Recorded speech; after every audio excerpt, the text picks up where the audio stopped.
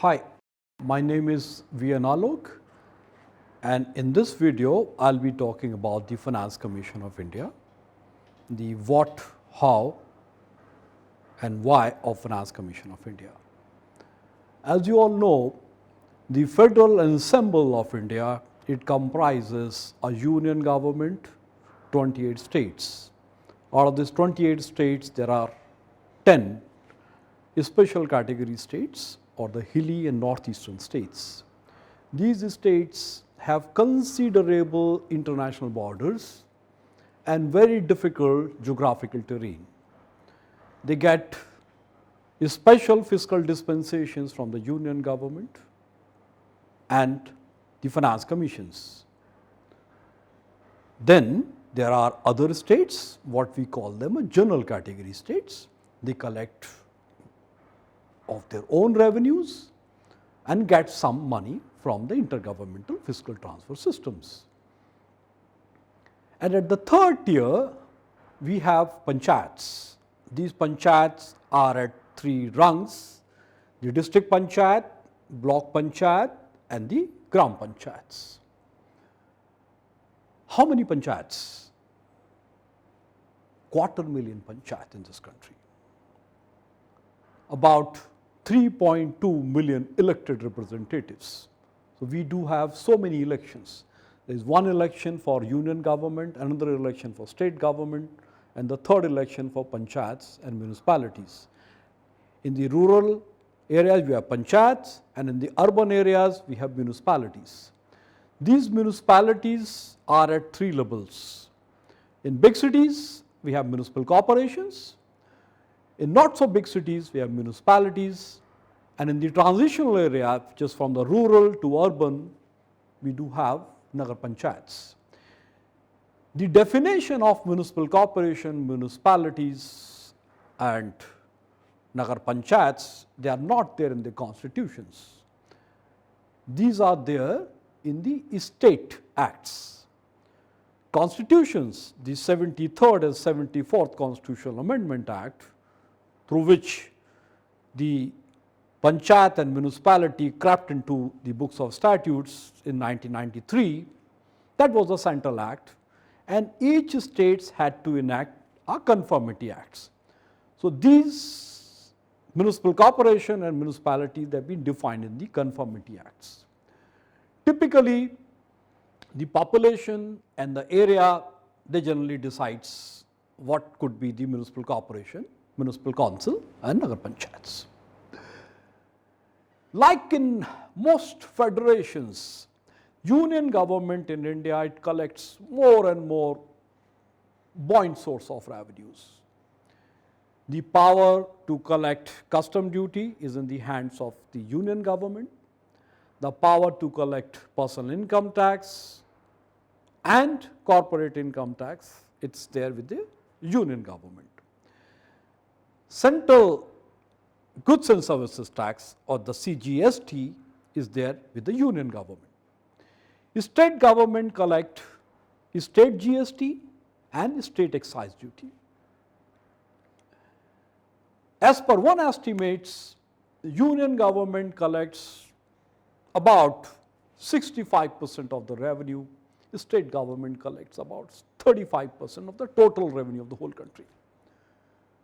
So far as responsibilities are concerned, union government is responsible about 35% of the total responsibilities, the state government about 65%. It's the different stories, how much responsibility they assign to the local governments.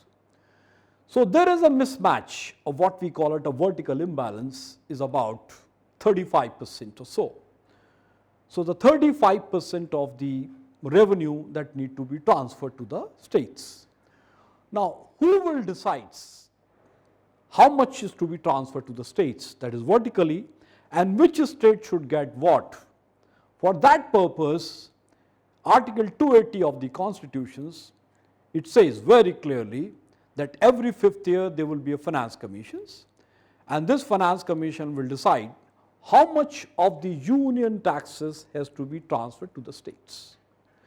Finance commissions in India has been created through Article 280 of the Constitutions and Article 281 of the Constitutions, it says that every recommendations of the Finance Commissions along with the explanatory memoranda has to be placed in both houses of Parliament, which means Finance Commission is a statutory body, but their recommendations are not. Their recommendations are to be placed in the Parliament, and the Parliament will decide how much of them they have to accept it. Traditionally, all major recommendations of the Finance Commissions have been accepted there in the Parliament. So what are the terms of reference of Finance Commissions? Finance Commission decide how much of the union tax divisible pool, what percentage has to go to the states. Previously, that is before 2000, only two taxes that were shared with the states, that was the personal income tax and central excise duty. The 10th Finance Commission, headed by K.C. Pant, they thought and they studied that the union government was collecting more and more custom duty and corporate income tax, because these two taxes were not shared with the states. So they decided that let's all the taxes be pooled together, it forms a divisible pool, and an X percentage of that has to be transferred to the states. So they recommended a constitutional amendment. Through the 80th amendment to the constitutions, all the taxes are now shared with the states. That's a different story. The 10th Finance Commission said is only the gross revenue need to be shared with the states, but the government of India through Parliament, they decided only the net revenue has to be shared with the states. The difference between the gross and the net is the collection charges, and cess and surcharges also kept outside the divisible pool. As you can see today, the government of India rely more and more on cess and surcharges. There were another institution in the past, what we call it a planning commissions. Someone asked a question, what was the difference between the planning commission and finance commissions? To me, if you ask, finance commission used to decide the non-plan revenue transfer to the states, whereas the planning commission used to decide the plan transfer to the states. Now, the difference between the non-plan and plan has been blurred, it has gone. Planning commission has been dismantled in 2015, and in place of planning commissions, NITI Aayog is there in place.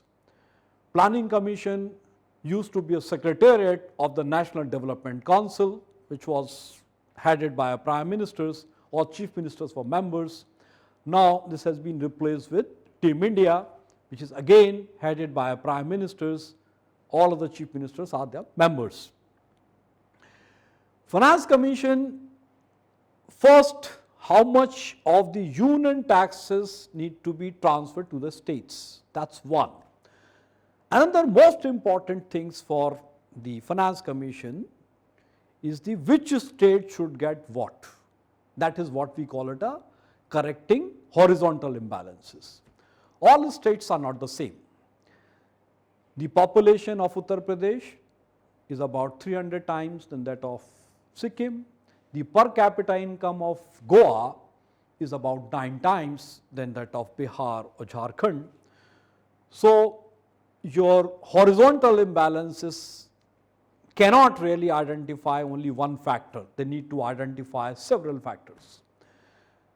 For horizontal imbalances, they need to identify income, area, populations, infrastructure deficiencies, various other factors. So Finance Commissions has to keep a very, very good blend of efficiency and equity.